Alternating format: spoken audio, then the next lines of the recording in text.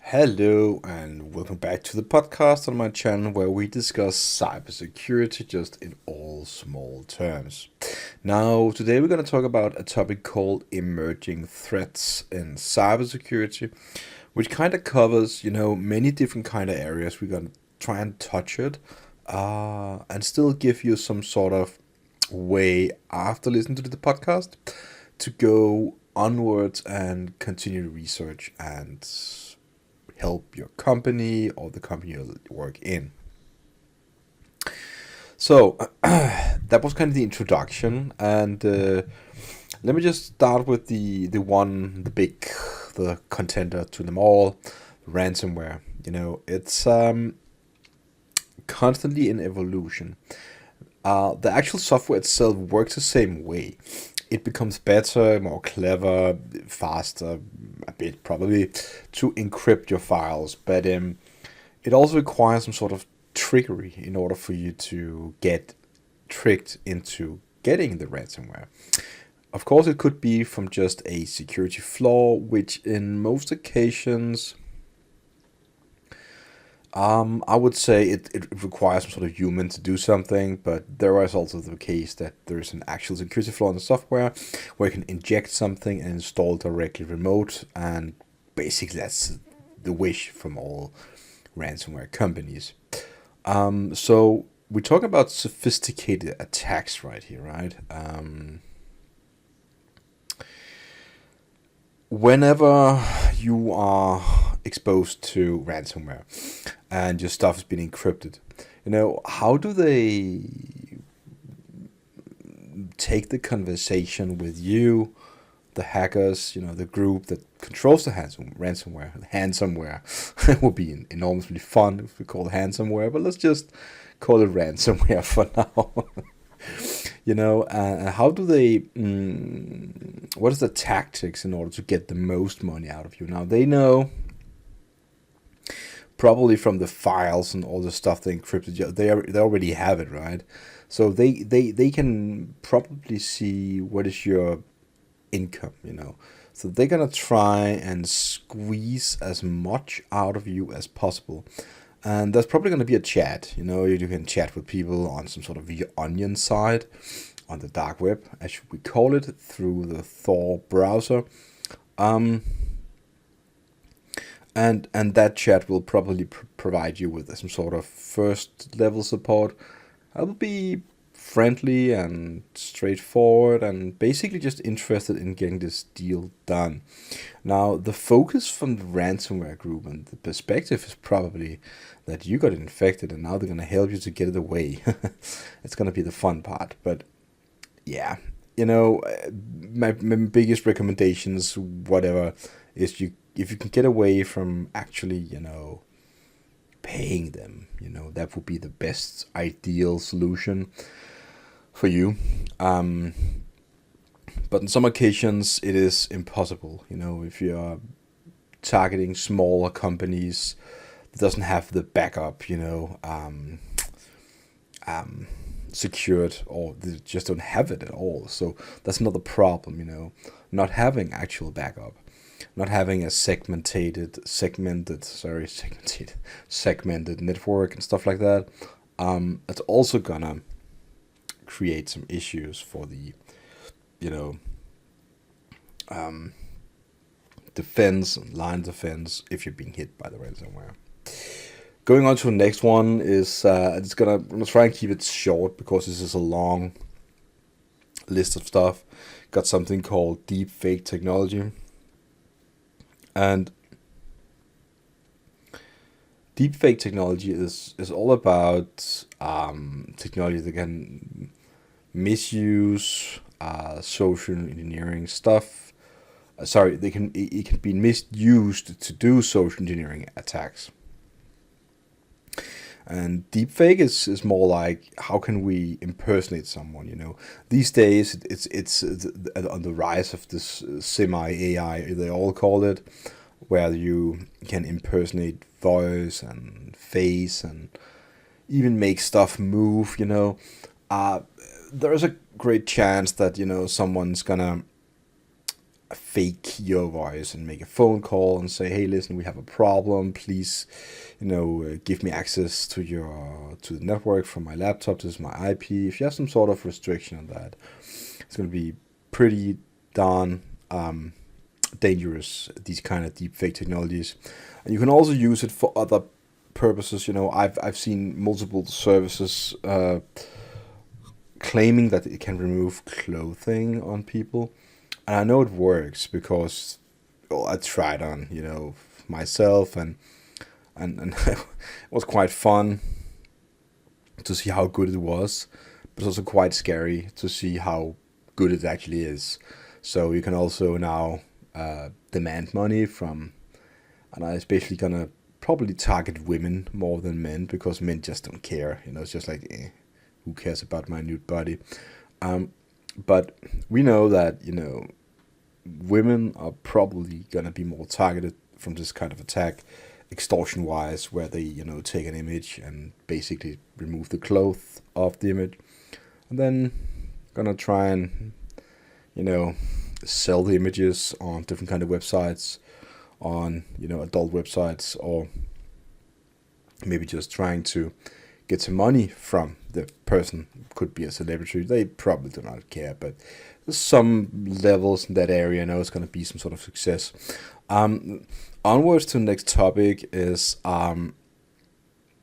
the AI and machine learning part, because we have talked about how AI and machine learning can be used in different ways in this rise of, artificial intelligence these days.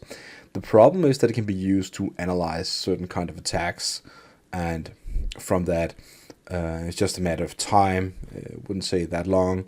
People gonna utilize these kind of analysis of successful attacks, put them into programs, and then you can just simulate different kind of attacks using these kind of programs to simulate or emulate, whatever you're gonna call it, real traffic or ways to gain access, try different things, be more clever in the actual penetration test, and so on. So what we will also see is probably, some of the type of attacks we see a lot is the phishing attacks. They are highly successful. If you think about it, there are businesses selling emails, businesses having, real people sitting from 8 to 6 or whatever, and just working with that, selling phishing campaigns to other people. So we're going to see more automated phishing campaigns and more automated stuff. We will see, probably going to see some bots, taking orders directly from humans, and from that you're going to, get the campaign and so on. But also as the fact that we're going to see phishing emails being sent, analyzing people and how they interact with stuff to match some sort of pattern to send the most sophisticated email or whatever to the person, and trick them into, clicking or doing or downloading. I'm going to continue onwards to the IoT vulnerabilities, and this is a thing that, I talked about it so many times. IoT devices is there to stay. They are there to assist and help us throughout the day, and we will never get rid of them, because everything that is on the internet is basically an IoT device. So that could be anything. The most obvious device to, point at would be your smartphone, for example, or your tablet, but it is much, much more than just that. These days we see stuff like light bulbs that are, on the internet. We see refrigerators, freezers, whatever, like anything can be on the internet, like a curtain, a window. Why not? No, the window will tell you whenever it's dark enough outside to open the window. I don't know. You have a sensor somewhere, and then you have an app. The problem with all this is that, it's like 70% of all servers, something like that, is not secured with the password, because they're acting like an information hub. You might ask yourself, who's going to use the information of a light bulb? Well, it's not so much the information of a light bulb, but it's more like you can get the IP. And if the light bulb itself is vulnerable, you have direct IP address to the light bulb. You can infect it, and boom, you can do stuff with it. And this was just the top of the iceberg I'm talking about right now. But IoT devices is also there to be misused, and I really hope that the vendors creating new IoT devices around the world is going to take it more seriously and invest in better chipsets and so on, and security. I'm going to top up the last one. It's a cryptocurrency and cybercrime. This is a thing that's going to be misused a lot more, because you can anonymously, in full privacy, share and buy stuff over the internet. This is a way of like the black market currency. You can trade stuff, you can give bitcoins directly or whatever currency you're using to hackers and stuff, and no one's going to be able to track you down, because it's part of the way it works. And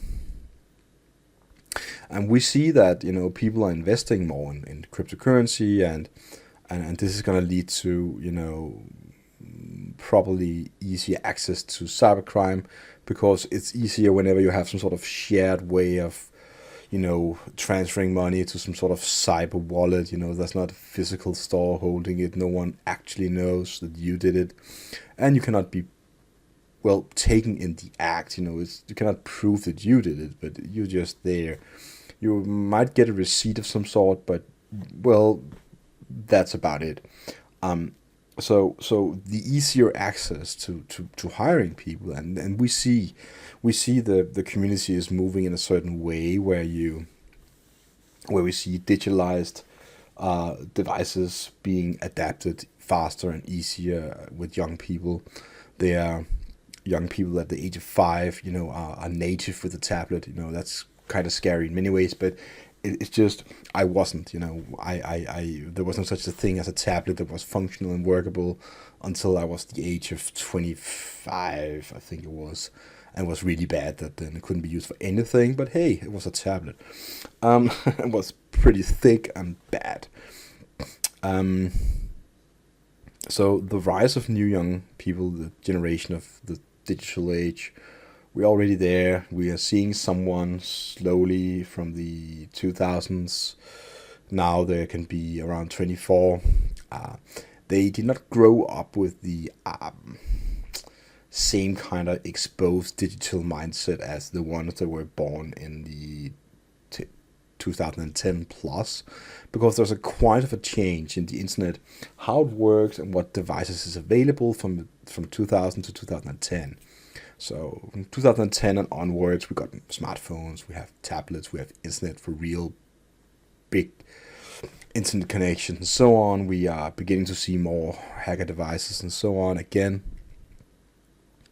And I really look forward to seeing how the new generation using and utilizing AI is gonna, force their way through, because that is another thing. And I'm kind of going a little back to the AI and machine learning cyber threats, but this is just a big topic, and I do not have the answer, but I know that it's gonna be something already. We do see stuff like ChatGPT, they created something called Pentest GPT, and there are more projects like that coming that can automate penetration testing. You basically just have to copy paste the result to it, and it's gonna tell you what to do.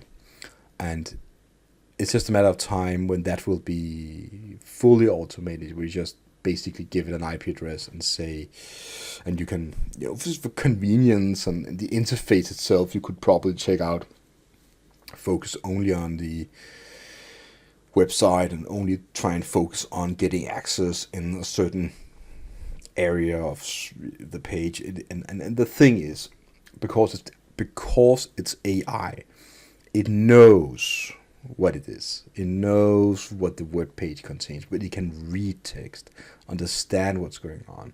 It's not. It doesn't have a conscious or anything, but it just knows that this is a login form and this is similar in a way, and it kind of can see through the the challenges that the programmers created in order to make it more secure, like reintegrating recaptchas and stuff like that. You could be trained for these kind of things. So it's just a matter of time where AI is going to be trained up against several websites to create some sort of reference model to hack from, and then boom, it can do anything really fast, really good. And if the system is secure, it will not be successful. But if it's not, well, then it will be successful, faster, and more effective than a human. All right, so we're gonna wrap it up right now and say, I really hope that you learned something from this video and got yourself a perspective in a certain way. That is what I kind of want with this podcast. I want you to understand that there's more to it than just saying, oh, you got hacked, or oh, this is what you're gonna do. So please try and think about the things that I talked about. If you want to help me out, you please subscribe to the channel, like the video, comment below, click the bell for getting updates on new videos. And that's going to help me grow the channel, which is something that I, of course, have to focus on in order to earn a little extra money from YouTube, to get new equipment and such stuff like that. All right, so basically going to say stay safe out there, and see you again for the next podcast video.